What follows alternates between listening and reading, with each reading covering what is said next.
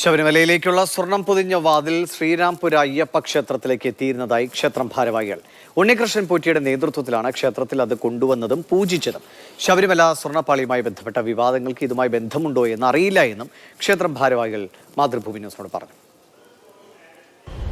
ശബരിമലയിലെ സ്വർണ്ണപ്പാളി വിവാദം വീണ്ടും സജീവമാകുമ്പോൾ അതിൽ ഒരു ശ്രദ്ധാകേന്ദ്രമാകുന്നത് ബംഗളൂരുവിലെ ശ്രീരാംപുര അയ്യപ്പ ക്ഷേത്രമാണ്. ഈ ക്ഷേത്രത്തിലാണ് വിവാദ നായകനായിട്ടുള്ള ഉണ്ണികൃഷ്ണൻ പോറ്റി വർഷങ്ങളോളം പൂജ ചെയ്തിരുന്നത്. ഏതായാലും ക്ഷേത്രവുമായി ബന്ധപ്പെട്ട ചില പ്രശ്നങ്ങളെ തുടർന്ന് ഇദ്ദേഹത്തെ ഈ പൂജാരി സ്ഥാനത്ത് നിന്ന് മാറ്റുകയായിരുന്നു എന്നാണ് ക്ഷേത്രം ഭാരവാഹികൾ പറയുന്നത്. പണ്ട് ഇവിടെ ഒരു 10-30 വർഷം മുമ്പ് ഇവിടെ പൂജാരിയായിരുന്നു. 2004 ഇവിടുന്ന് ശബരിമലയ്ക്ക് പോയത്. അതിനുശേഷമാണ് അദ്ദേഹം ശബരിമലയിലേക്ക് പോകുന്നത്. അവിടെ പരികർമ്മിയായി അവിടെ കൂടുന്നു. തുടർന്നാണ് വലിയ കണക്ഷനുകളൊക്കെ ഉണ്ടാക്കുന്നതും.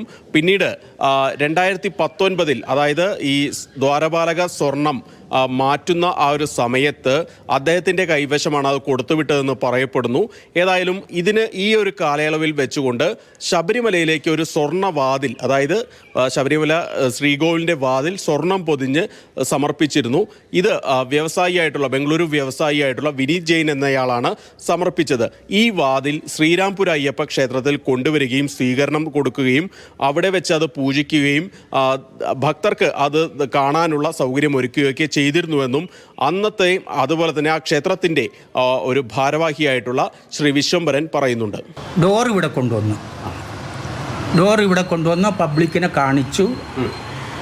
നമ്മൾ ഇരുമുടി കെട്ടുന്നിടത്ത് വെച്ച് എല്ലാവരെയും കാണിച്ചിട്ട് അത് പാക്ക് ചെയ്ത് അങ്ങനെ കൊണ്ടുപോയി. ആരാണിത് ഇവിടെ എത്തിച്ചത്? ഉണ്ണികൃഷ്ണൻ പോറ്റി, പിന്നെ ഒരു രമേശ്, പിന്നെ ഒരു സ്വാമിജീനെയും കൂട്ടിക്കൊണ്ടുവന്നു. ശബരിമലയിലെ മെയിൻ ഡോറാണെന്ന് പറഞ്ഞാണ് കൊണ്ടുവന്നത്. ഏതായാലും ഈ വിവാദമുണ്ടായതിന് പിന്നാലെ ഞങ്ങൾ ഉണ്ണികൃഷ്ണൻ പോറ്റിയെ ബന്ധപ്പെടാൻ ശ്രമിച്ചിരുന്നു. പക്ഷെ അദ്ദേഹം പ്രതികരിക്കാൻ തയ്യാറായില്ല. കോടതിയുടെ അന്വേഷണത്തിൽ അല്ലെങ്കിൽ കോടതിയുടെ ഇരിക്കുന്ന കാര്യമായതിനാൽ ഇക്കാര്യത്തിൽ പ്രതികരണത്തിനില്ല. സത്യം പുറത്തു വരും എന്ന് മാത്രമാണ് അദ്ദേഹത്തിൻ്റെ കുടുംബം പ്രതികരിക്കുന്നത്. ബംഗളൂരുവിൽ നിന്നും കെ.വി. ശ്രീധരൻ, മാതൃഭൂമി ന്യൂസ്.